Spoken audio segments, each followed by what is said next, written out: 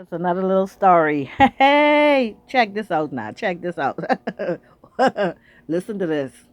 When we were little, running up and down, and we saw somebody who acting out and a little dirty and look like they don't take care of themselves.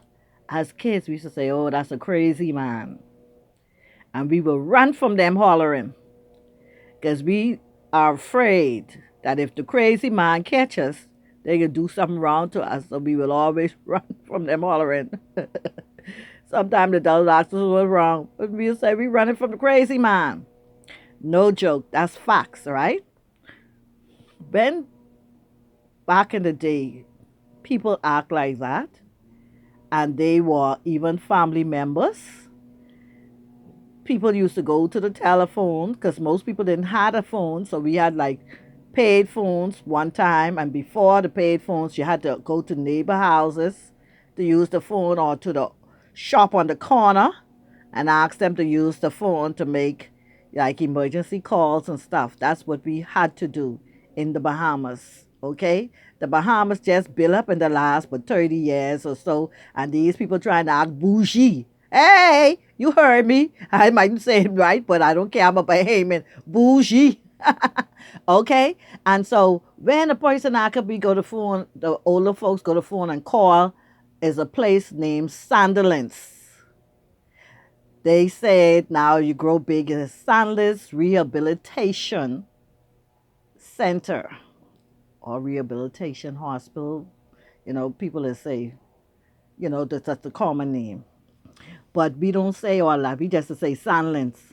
And then the people, when they go Sandlands for the medical professionals to help them so they can get back to normalcy, because sometimes they just have little problems and they just need someone to listen and someone to guide and they get back normal or they act normal afterwards.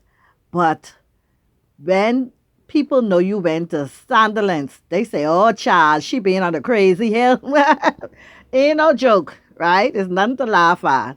But that's what they used to say. So when a Bahamian back in the day, a lot of them talk, they said, "Child, she been on the crazy hill." Oh, he been on the crazy hill. So that's another name that they call for Sandlands. And today is sad when I look around past, I see a lot of people seem to be a little mental challenge. And I wonder, what are we doing to help these people? You know, I ain't blind. I sure everybody else ain't blind. And every time you look, it's like the population of these mentally challenged people is growing. And no one is really saying, how are we going to get them off the street? Not just talk the talk, but walk the walk. Back then in the day, they had a bus. The bus used to come around and pick you up and you're crazy and move you out society and deal with you. I don't know what's going on now. I'm just saying. I'm just trying to be focused on what I see every day around me. And it's scary because we have a lot of kids who walk the road going to school.